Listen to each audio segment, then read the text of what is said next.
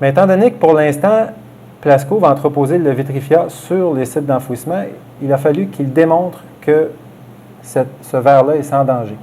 Le laboratoire qui s'est chargé de vérifier la toxicité a commencé par broyer le verre en poudre.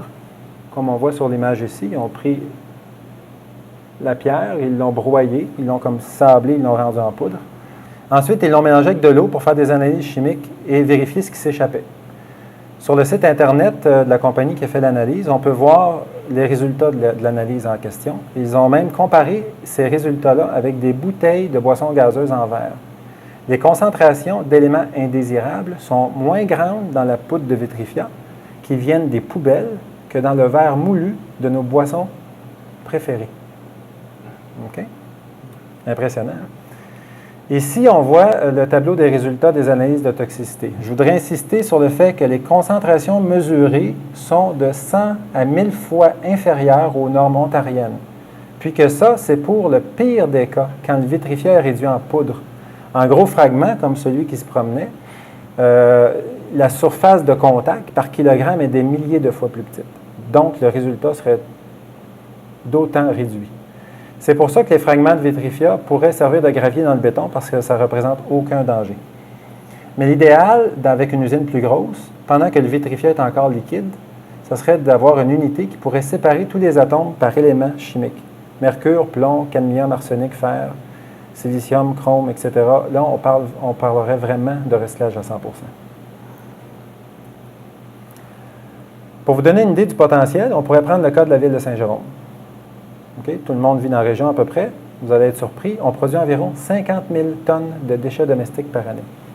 Au lieu de faire la navette 5 000 fois jusqu'au site d'enfouissement, comme celui de Sainte-Sophie, avec des gros camions qui polluent, on pourrait les gazéifier ici même dans une usine. Le résultat, à la fin de l'année, 5 000 camions de poubelles seraient transformés en seulement 40 camions de verre totalement inertes et en 4 millions de dollars d'électricité qu'on pourrait revendre à Hydro-Québec.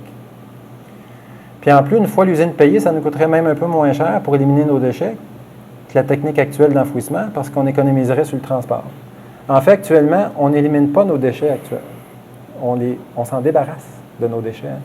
C'est pas très élégant, ça pollue. C'est certainement pas à la hauteur de notre potentiel. Même que franchement, c'est quasiment une insulte à notre intelligence. On a tout ce qu'il faut pour faire mieux.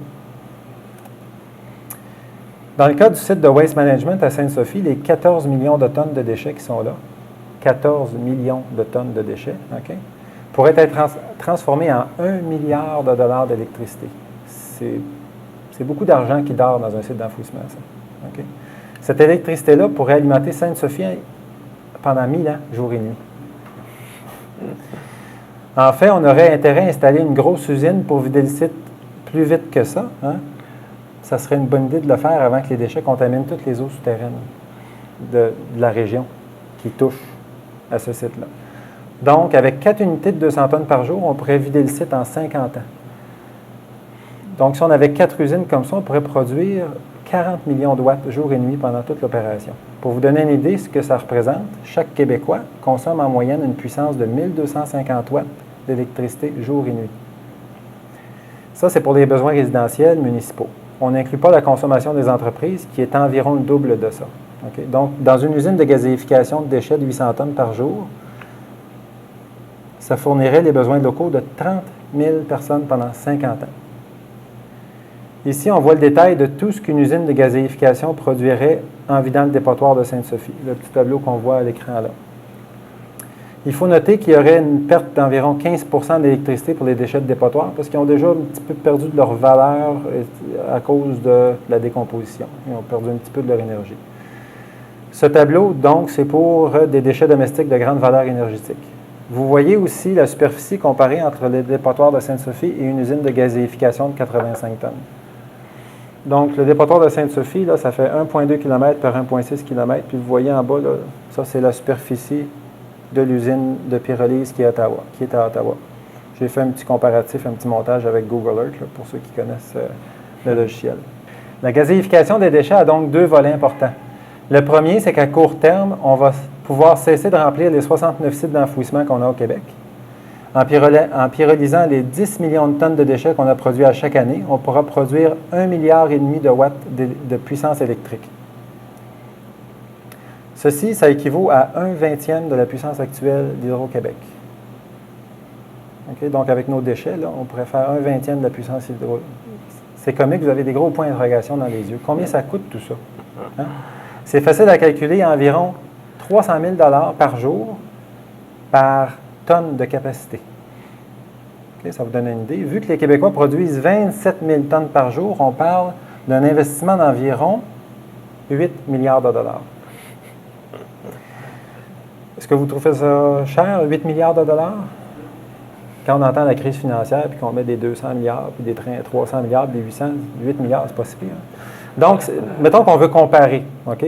Pour comparer, on va aller voir sur le site d'Hydro-Québec. Le plus gros projet sur la table actuellement, puis vous en avez peut-être entendu parler aux nouvelles, c'est le complexe de la Romaine au nord de Havre et Saint-Pierre sur la Côte-Nord. L'ensemble du projet va coûter 6,5 milliards pour une puissance moyenne de 900 millions de watts. Donc, ça revient, ça, pour le projet de la Romaine, à 7,20 $ par watt de puissance moyenne, soit calculé sur toute l'année. Donc, si on fait le même calcul pour la pyrolyse, on arrive environ à 5,30 $ par watt de puissance moyenne avec la pyrolyse. Donc, au prix de la Romaine, 1,5 milliard de watts coûterait 10,8 milliards de dollars, c'est-à-dire presque 3 milliards de plus que l'installation des 135 unités de déchets, de pyrolyse de déchets. Donc, on imagine 135 petites centrales distribuées à la source, donc dans chaque municipalité. On parle d'une usine par tranche de 55 000 habitants. Elle ne pourrait jamais tomber en panne, en plus. Hein? On ne peut pas avoir 135 petites usines qui font de l'électricité tomber en panne en même temps. Donc, imaginez en cas de panne à Hydro-Québec, les centrales pourraient être raccordées en priorité aux hôpitaux, puis aux cliniques médicales, aux écoles, aux flux de circulation, aux installations de pompage, des aqueducs, etc. Imaginez, on arrêterait de déverser des déchets, on sécuriserait l'alimentation électrique des services essentiels, on économiserait 3 milliards d'investissements par rapport au projet de la Romaine. Puis, comme si ce n'était pas une assez bonne nouvelle, on pourrait ensuite vider les sites existants. On a des centaines de millions de tonnes de déchets accumulés au Québec. Ça vaut des dizaines de milliards de dollars en électricité, ce qui équivaut à peu près au coût de la pyrolyse. Bref, ça ne nous coûterait rien pour faire disparaître l'idée même de dépotoir. Je crois qu'on doit bien ça à nos enfants.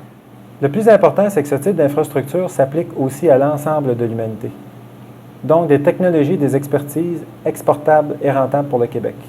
Alors, ceux et celles qui sont tristes de devoir jeter des choses non recyclables, eh bien, votre inconfort va bientôt être chose du passé. Parce qu'on peut tout passer dans une usine comme celle de Plasco. Des briques, des piles au plomb, des sols contaminés, des vieux frigos, comme on a vu tantôt. Alors, tout ça peut devenir réalité, mais à condition qu'on soit assez nombreux à s'en mêler. Et c'est pour ça qu'on est ici ce soir. Alors, puisqu'on parle de déchets, je vois Jean ici, qui a hâte de vous parler de déchets qui contiennent 1 million de fois plus d'énergie. Jean aussi est un passionné de déchets. C'est une drôle d'affaire, hein? Passionné par les déchets. Oui, merci Simon. Ouais, je voudrais vous parler des déchets.